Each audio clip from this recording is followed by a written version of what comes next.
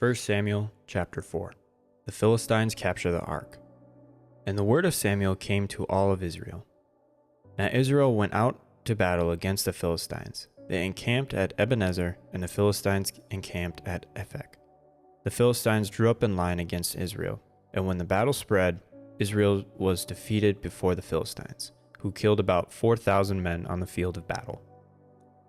And when the people came to the camp, the elders of Israel said, "Why has the Lord defeated us today before the Philistines? Let us bring the ark of the covenant of the Lord here from Shiloh, that it may come among us, and save us from the power of our enemies."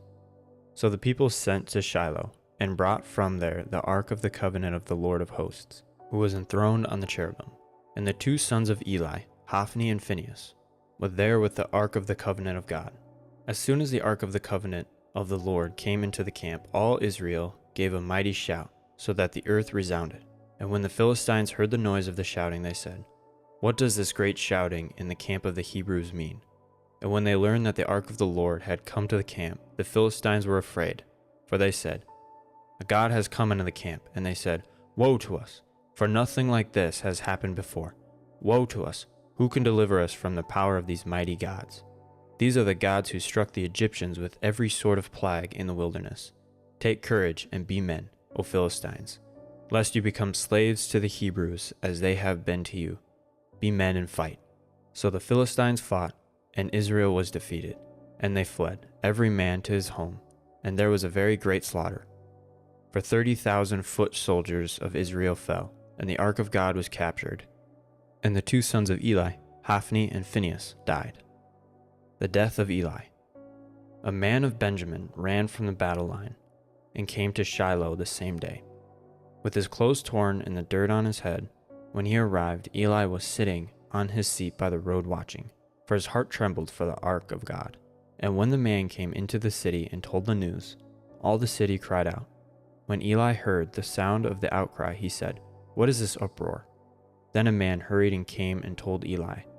Now Eli was 98 years old, and his eyes were set so that he could not see. And the man said to Eli, "I am he who has come from the battle. I have fled from the battle day." And he said, "How did it go, my son?"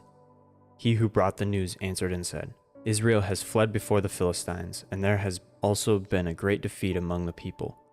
Your two sons also, Hophni and Phinehas, are dead, and the ark of God has been captured."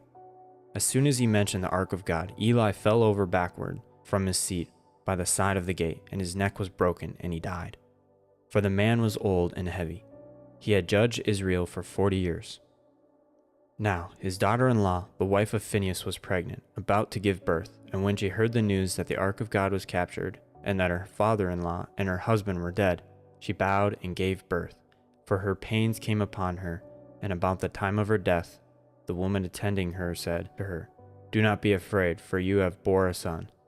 But she did not answer or pay attention. And she named the child Issabod, saying, "The glory has departed from Israel." Because the ark of God had been captured, and because of her father-in-law and her husband, and she said, "The glory has departed from Israel, for the ark of God has been captured."